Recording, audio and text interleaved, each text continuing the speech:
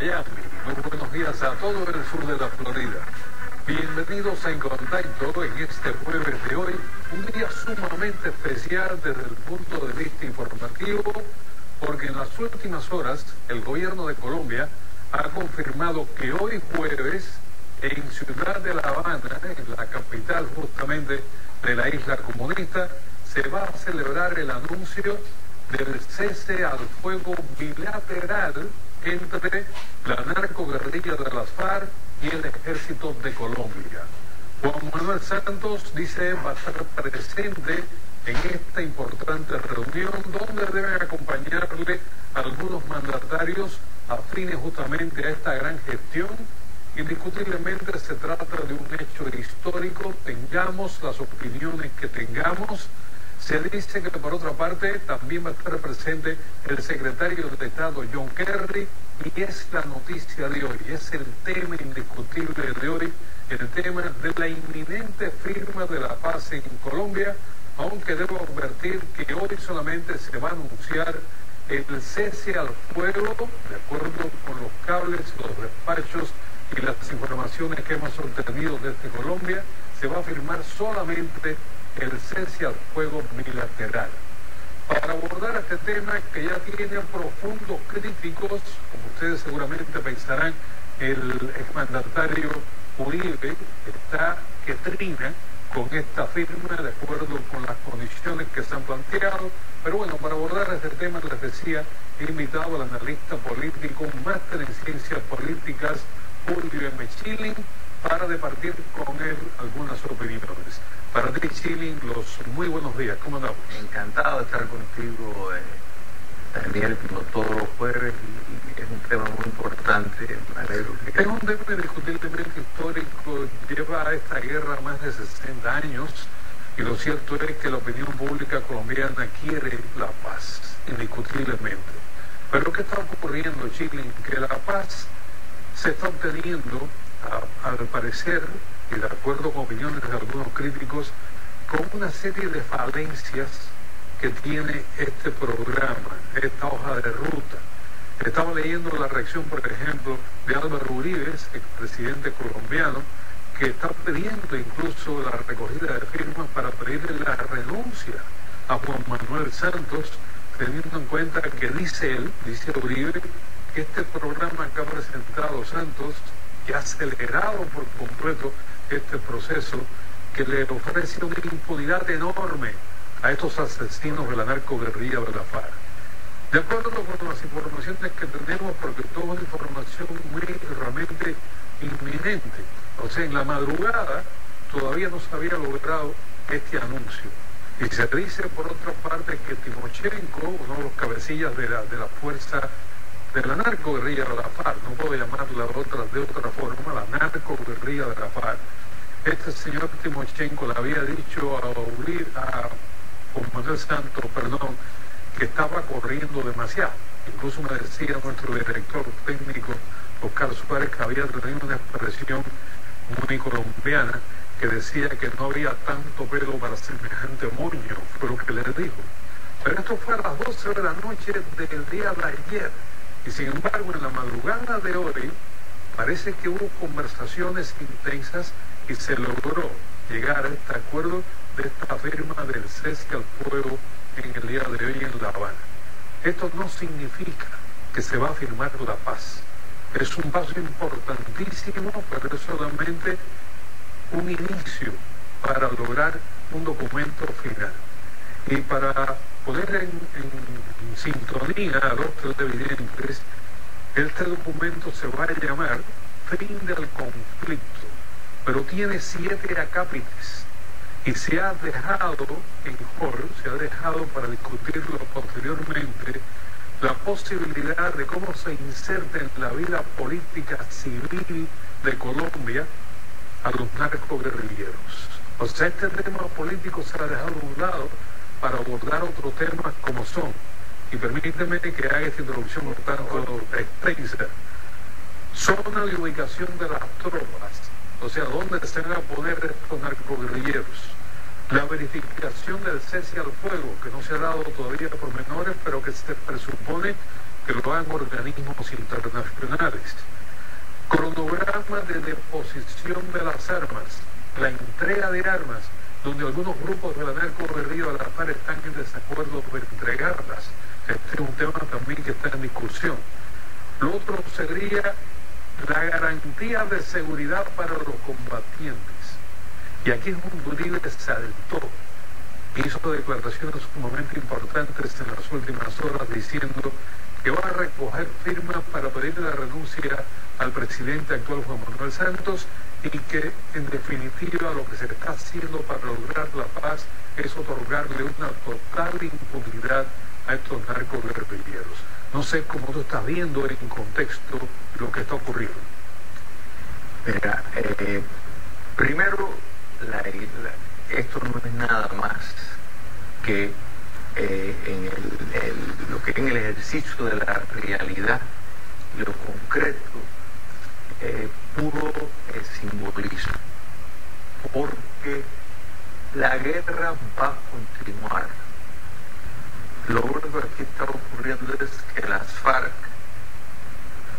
en conexión con las dictaduras del siglo del socialismo del siglo XXI en Cuba, pues han escogido la nueva metodología. Al fin lograron que las FARC se inserten en las instituciones democráticas para llegar al poder y minar el poder de esa forma. La guerra sigue, esto es un espejismo, una noción completamente equivocada de pensar que se puede llegar a una paz sin atravesar por el filtro de la justicia. Aquí la justicia se ha ignorado totalmente. Entonces, la impunidad solo trae la repetición del crimen. El expresidente Álvaro Uribe está completamente claro que tiene gran apoyo dentro de la sociedad colombiana. El presidente Santos ha llevado todo este proceso con un oscurantismo a puertas cerradas. Los detalles realmente se han ocultado al pueblo colombiano, totalmente contrario a lo que él prometió, que esto iba a ser un proceso abierto, que iba a ser un proceso al descubierto. Se ha hecho una equivalencia entre un gobierno democrático legítimo y un cuerpo terrorista, narcotraficante de droga, uno de los mayores proveedores de cocaína en el hemisferio occidental. Y es muy lamentable que la nación norteamericana, por ejemplo, se preste y otros países se presten a realmente dar calor a que el presidente Santos está buscando no sé qué lugar en la historia, pero a mi juicio nada beneficioso ni para Colombia ni para el continente americano. Sin embargo, Julio, el 80%, de acuerdo con encuestas que se han hecho, el 80% de la población colombiana, del pueblo colombiano, está pidiendo que se logren los acuerdos de paz. Porque lo cierto es que esta guerra tiene al país tremendamente en ascuas. Es un país que es un país sumamente rico, con grandes posibilidades de un enorme desarrollo. Y la guerra no solamente ha cobrado una enorme cantidad de víctimas, se habla de millones de muertos, no se habla de miles de muertos, sino de millones de muertos, de secuestros, de violaciones, de totales violaciones a los derechos humanos, en fin, guerra al fin y al cabo. Y está agotado el hombre de a pie en Colombia, está agotado realmente, esa es la expresión. Y le están dando un apoyo del 80%, de acuerdo con las encuestas, a la firma de la paz. Ahora, en las condiciones en que esta paz se va a firmar sería lo que muchos se cuestionan. Este problema de la impunidad, indiscutiblemente, a una familia que le han matado a sus hijos, a su esposo, a su esposa, a quien sea, no va a estar de acuerdo con la impunidad, que ese asesino se siente en un curul del Congreso, o que sea alcalde de un municipio, o que sea líder de un partido político. Indiscutiblemente que esto no se va a aceptar. Por eso la pregunta que te hago es la siguiente: cuando tú afirmas que la guerra continúa, ¿es porque tú piensas que no se va a lograr el cese de hostilidades, o es que el conflicto está todavía en esa estructura y que puede volver a convocarse una guerra dentro de Colombia? Las FARC estaba, para efectos prácticos, aniquiladas sin liderazgo cuando el presidente Uribe sale de la presidencia en Colombia. Llegó a la mínima expresión. Sí. Correcto. Todo esto le ha dado una carreta de oxígeno, y hay que, a las FARC, y hay que entender que la teoría de la coexistencia, o sea, la noción de este détente, de pactar, hablar de paz, es una larga estrategia de los comunistas para llegar al poder, para poder, precisamente cuando están en un aprieto, en riesgo de extinción, buscan este tipo de sentarse, de hablar, para primero que las hostilidades contra ellos cesen porque les está poniendo la existencia en peligro, y segundo, para ganar tiempo, para entonces levantar expectativas en la opinión pública para que apoye un proceso de la cual ellos están en clara desventaja en el sentido estratégico y militar, porque estaban derrotados. Lo que ha logrado Santos es sacar de la derrota a este bando de terroristas y colocarlo a un cuerpo legítimo político, como si estuvieran en democracia. ¿Qué van a hacer con estos muchachos, muchos de ellos que están ahí de los 14, 15 años como guerrilleros, ahora tienen 20 y pico de años? ¿Qué van a hacer con ellos, que lo único que están acostumbrados es a matar y estar defendiendo los traficantes de droga? ¿Creen que se van a convertir en ciudadanos productivos? Le van a pasar una pensión. Yo apuesto que esa pensión va a ser a exceder incluso lo que le pagan a los policías y a los oficiales de las Fuerzas Armadas. Me parece que precisamente por toda la sangre que se ha derramado, y no solo desde un punto de vista de justicia histórica, sino del peligro del presente. Digo que la guerra sigue porque las FARC no ha renunciado a llegar al poder político. Y cuando van, y si llegan al poder político, el que Dios lo quiera, van a querer establecer lo mismo que hay en Venezuela, lo mismo que estamos viendo en Nicaragua, lo que vemos en Correa y en Bolivia. O sea, este tipo de dictadura que tiene elecciones, que llega al poder de esa vía y después busca todos los mecanismos para perpetuarse en el poder, aún tolerando una oposición. Bueno, recuerdo como si informes procedentes, como te decía, de Colombia y también de Ciudad de La Habana en la mañana de hoy. Todo parece indicar que el documento final se pudiera firmar en los próximos 2 meses. El presidente Juan Manuel Santos quería firmarlo el día 20 de julio, este cese definitivo de hostilidades y la firma de la paz como una fecha simbólica, justamente el 20 de julio. Creo que es la independencia de Colombia lo que marca esta fecha, pero sin embargo los cabecillas de la FARC le dijeron que no había por qué apresurarse tanto, y mucho menos por insertar un proceso tan complejo en una efemérides, simple y llanamente. Esto me llamó la atención, porque si hubiera buenas intenciones en realidad de llegar a un final feliz, se hubiera aceptado esta fecha, que sería perfecta para firmar esta paz. ¿A ti te parece que la narcoguerrilla a la FARC con este acto que está firmando, firmaría en el día de hoy, que lo que está ganando tiempo cuando tú te refieres a eso? Completamente.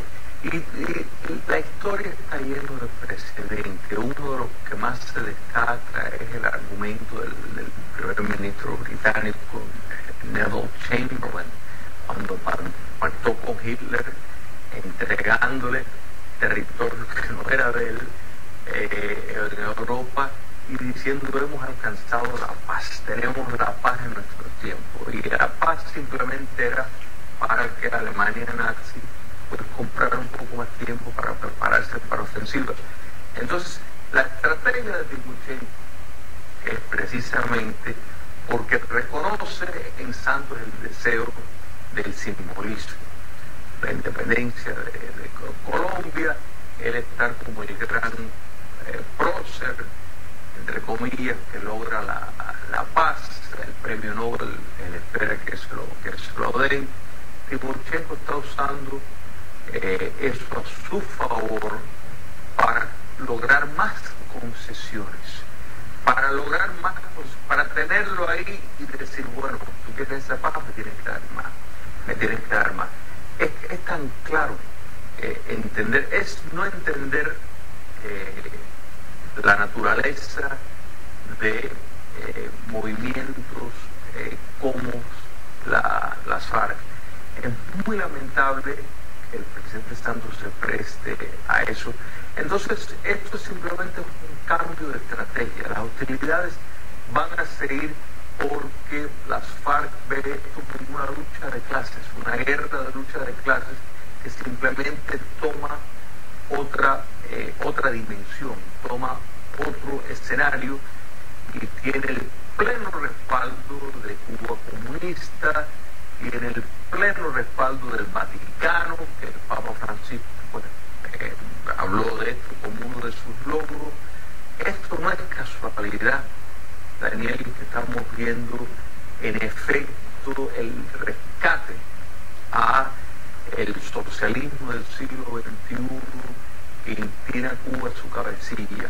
Eso es lo que estamos viendo. El acercamiento con los Estados Unidos es parte de esa fuerza para legitimar esto que estamos viendo. Bueno, justamente la presencia de John Kerry, secretario de Estado, en esta firma en el día de hoy, le da un peso profundo realmente al acto como tal. No creo que Estados Unidos esté jugando a llevar esto de manera apresurada, sino que sencillamente está convencido que el proceso se va a consolidar y se llegaría a una paz definitiva. La pregunta que yo me hago, tal vez la que sean también los televidentes, es la siguiente, te la transfiero a ti. ¿Qué prefiere el ser humano, qué prefiere el colombiano de a pie que ha sufrido más de medio siglo de guerra? ¿Una paz imperfecta o sencillamente continuar con la guerra? En esta balanza, ¿qué prefiere? ¿Una paz imperfecta como la que posiblemente se firme o continuar con la guerra? La paz era posible. En otras palabras, si nos retomamos cuando el presidente Santos tomó la presidencia, la paz es perfectamente posible, más por los acontecimientos en Venezuela. La falta de recursos que Venezuela ha servido como en efecto un aliciente, un escape, un refugio para las FARC. Yo creo que no hay que escoger entre una cosa y otra. Habría que insistir en la paz, pero esa paz es precisamente el rendimiento incondicional, sin condiciones de las FARC, porque estaban en la derrota. Todo este proceso les ha permitido resucitar y coger cuerpo y poder magnificarse de una forma y con una fuerza que ellos realmente no poseen. De todas formas, Chile, en el mundo otro en estos momentos, la misma Cuba no está en disposición de seguir apoyando a la narcoguerrilla de la FARC. Fue quien creó a este monstruo, en realidad. Pero ya Cuba no tiene ese poder, ni siquiera ese poder económico para poder seguir subsidiando a estos individuos que se han convertido en un generador ellos mismos de dinero, que entrando en el narcotráfico internacional. Por eso te digo que la percepción que se tiene ahora con el mundo globalizado es que este tipo de actuación no se puede seguir permitiendo. Pero hay que recordar que las FARC básicamente se autosostienen con la venta de droga. O sea, es una operación, y tú lo describiste muy bien, es una narcoguerrilla, porque en efecto ellos subsisten, ellos no necesitan que Cuba ni que Venezuela les mande recursos. La ayuda de Venezuela es estratégica, es de frontera, es de inteligencia, pero en cuanto a los recursos no lo necesitan, ellos tienen los recursos con la venta de droga. Cuba queda muy bien parada, lamentablemente, en todo esto, porque sigue a la cabeza y dirigiendo sus operaciones en Venezuela, y estarán dirigiendo sus operaciones en Colombia, ahora con las FARC ya como una fuerza legítima, porque no es casualidad que estamos viendo, por ejemplo, Irán abriendo empresas fantasmas en América Latina con la idea de penetrar las instituciones democráticas. O sea, todo esto es un movimiento que han descubierto que es mucho más eficiente, mucho menos costoso, y las democracias tienen esa vulnerabilidad.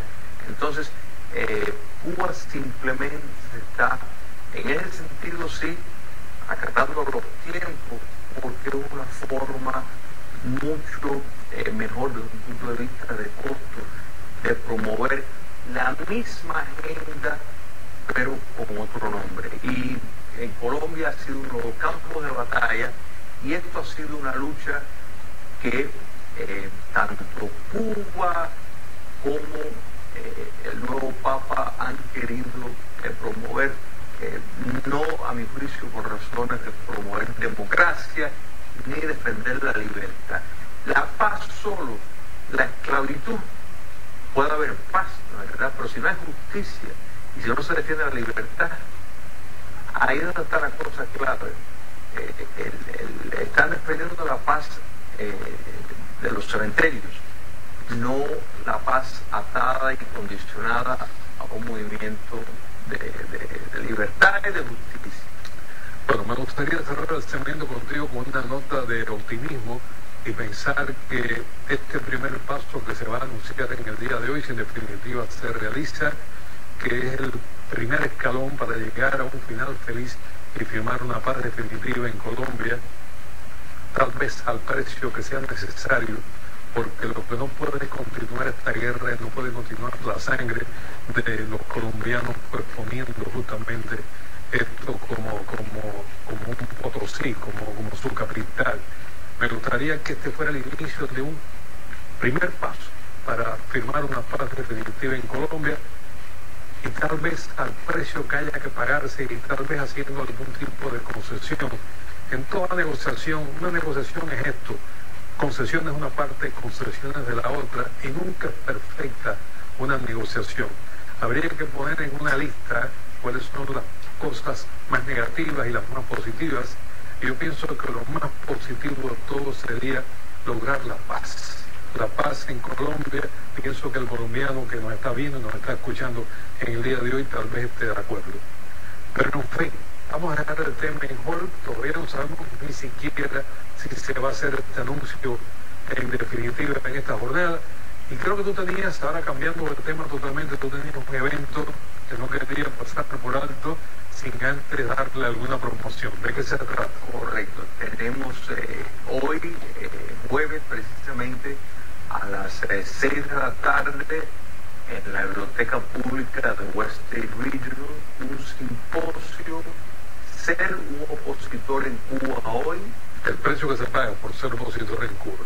Correcto. Y uno de ellos pues tiene muchos de su familia que acaban de salir de Cuba, que van a dar el testimonio también de lo que es ser un familiar y el acoso diario que tiene que vivir. O sea, el precio que tiene que pagar esa familia por tener un miembro de la oposición dentro del núcleo familiar. Correcto.